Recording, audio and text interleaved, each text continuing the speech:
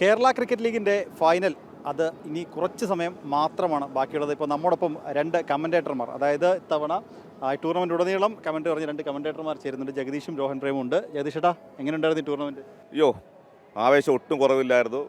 ഒരുപക്ഷെ വലിയ വലിയ സ്കോറുകൾ പിറന്ന മാച്ചുകൾ, അവസാന ഓവർ വരെ കണ്ട, അവസാന പന്ത് വരെ കണ്ട ത്രില്ലർ മാച്ചുകൾ. അതുകൊണ്ട് federal bank Kerala cricket league 2025 ആവേശകരമായിരുന്നു. അതിനേക്കാൾ കൂടുതൽ ഫൈനലിൽ രണ്ട് വലിയ ടീമുകൾ, കൊച്ചി ബ്ലൂ ടൈഗേഴ്സും ഏരീസ് കൊല്ലം സെയിലേഴ്സും എത്തുന്നു. രണ്ട് ടീമുകളും ഒപ്പത്തിനൊപ്പം നിൽക്കുന്ന ടീമുകളാണ്. അതുകൊണ്ട് ഫൈനലും അതിഗംഭീരമായിരിക്കുമെന്നുള്ളൊരു ആത്മവിശ്വാസമാണ്. എങ്ങനെയുണ്ടായിരുന്നു ഈ സീസൺ? ശരിക്കും എക്സൈറ്റ് ആണ്. കാരണം നമ്മൾ നേരത്തെ പറഞ്ഞ പോലെ തന്നെ ഒരു വലിയൊരു സ്കോർ മാച്ചസ് വരുന്നു, 200, 240 ഒക്കെ വരുന്നു. അപ്പോൾ നമ്മൾ ശരിക്കും IPL കാണുന്ന അതേ ഒരു എനർജി നമ്മുടെ KCLലും കാണാൻ പറ്റുന്നുണ്ട്. അതോടൊപ്പം തന്നെ എക്സ്പീരിയൻസ് സഞ്ജു കളിക്കുന്നു, അതോടൊപ്പം തന്നെ യങ്സ്റ്റേഴ്സ് ഒരുപാട് പേര് കളിക്കുന്നു, അവർ പെർഫോം ചെയ്യുന്നു. മൊത്തത്തിൽ നോക്കിക്കഴിഞ്ഞാൽ ഉഗ്രൻ ഒരു വൈബ് തന്നെയാണ് ഇത് കൊല്ലം. ഒട്ടനവധി യുവതാരങ്ങളുടെ പെർഫോമൻസ്, ഇപ്പോൾ ഇമ്രാൻ അടക്കമുള്ള ഒട്ടേറെ യുവതാരങ്ങളുടെ ഒരു പെർഫോമൻസിന് കൂടി ഈ ലീഗ് സാക്ഷ്യം വഹിച്ചിട്ടുണ്ട്. തീർച്ചയായിട്ടും അതിൽ ഏറ്റവും വലിയ നന്ദി പറയാനുള്ളത് കേരള ക്രിക്കറ്റ് അസോസിയേഷനോടാണ്. വലിയൊരു ഇനിഷ്യേറ്റീവാണ് എടുത്തേക്കുന്നത്. ഇത്തരത്തിലുള്ള വലിയ ക്രിക്കറ്റ് ലീഗ്, ഒരുപക്ഷെ പുതിയ താരങ്ങൾ, ചിലപ്പോൾ സ്റ്റേറ്റ് പോലും കളിക്കാത്ത താരങ്ങൾ വന്ന് ഈ ലീഗിൽ കളിക്കുമ്പോഴത്തേന് നേരെ IPLലേക്ക് പോകുന്ന ഒരു സാധ്യതയാണ്. അതിന് വലിയ ഇനിഷ്യേറ്റീവ് കേരള ക്രിക്കറ്റ് അസോസിയേഷൻ നന്ദി പറഞ്ഞേ പറ്റത്തുള്ളൂ. പ്രത്യേകിച്ച് നമ്മുടെ സെക്രട്ടറി വിനോദ് എസ് കുമാർ ചേട്ടനും നമ്മുടെ പ്രസിഡന്റ് ജയശോർ ചേട്ടനൊക്കെ വലിയ നന്ദി പറഞ്ഞേ പറ്റും ഈ സമയം.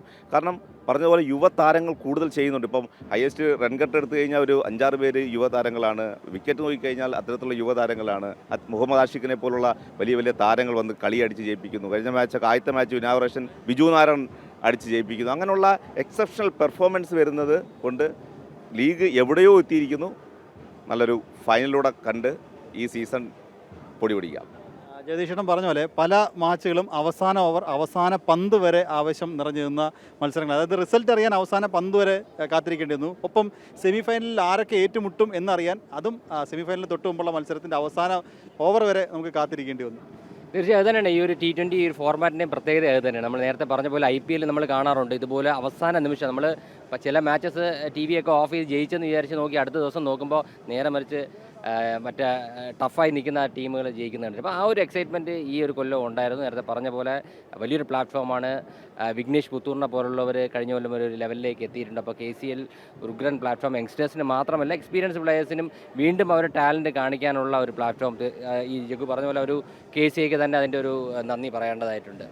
തിരിച്ചും ഈ കോംബോക്സിൽ നമ്മളും ടെൻഷൻ അടിച്ച് നമ്മൾ കാണുമായിരുന്നു ഇത് എന്താണ് സംഭവിക്കാൻ പോണത്. എത്ര മാച്ചുകൾ, എനിക്ക് ഒരു 4-5 മാച്ചുകൾ അവസാന പന്ത് റിസൾട്ട് വന്ന മാച്ചുകളുണ്ട്. അപ്പോൾ ഇന്നും അങ്ങനെ ഒരു മാച്ച് ആവട്ടെ അല്ലേ, ഒരു ലാസ്റ്റ് നമ്മൾ കാത്തിരിക്കുന്നത്. പല സമയത്ത് റോഹൻ പറഞ്ഞ പോലെ 15 ഓവറൊക്കെ ആകുമ്പോൾ കളി തീരുമോ എന്ന് പറഞ്ഞിരുന്ന് നമ്മൾ നേരത്തെ പോകാമെന്ന് കരുതിയിരിക്കുമ്പോഴാണ് 20ാമത്തെ ഓവർ അവസാന പന്ത് വരെ കളി നീണ്ടത്. അത്രയ്ക്കും ആവേശകരമായിരുന്നു സീസൺ. ഇന്ന് ആർക്കെങ്കിലും മുൻതൂക്കം ഉണ്ടെന്ന് പ്രതീക്ഷിക്കുന്നുണ്ട്? അങ്ങനെ മുൻതൂക്കം പറയാൻ ഉള്ള രണ്ട് ടീമുകളല്ല, 50-50 ചാൻസാണ്. നമുക്കറിയാം ഏരീസ് കൊല്ലം സെയിലേഴ്സ് കഴിഞ്ഞ സീസൺ ചാമ്പ്യൻസാണ്. സച്ചിൻ ബേബി, വിഷ്ണുവിനെ പോലെ എക്സ്പീരിയൻസ് താരങ്ങളുണ്ട്. സമ്മർദ്ദത്തെ അതിജീവിക്കാൻ പറ്റുന്ന താരങ്ങളാണ്.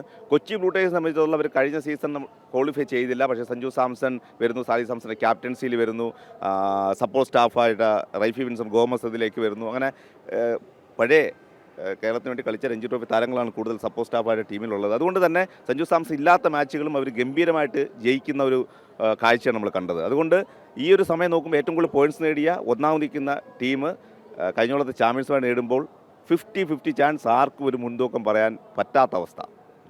തീർച്ചയായും തന്നെ എനിക്ക് തോന്നുന്നു കൊച്ചി ഏതാണ്ട് 11 മാച്ചിൽ 9 മാച്ചും അവർ കണ്ടിന്യൂസ് ആയിട്ട് ജയിച്ചിരിക്കുന്നു.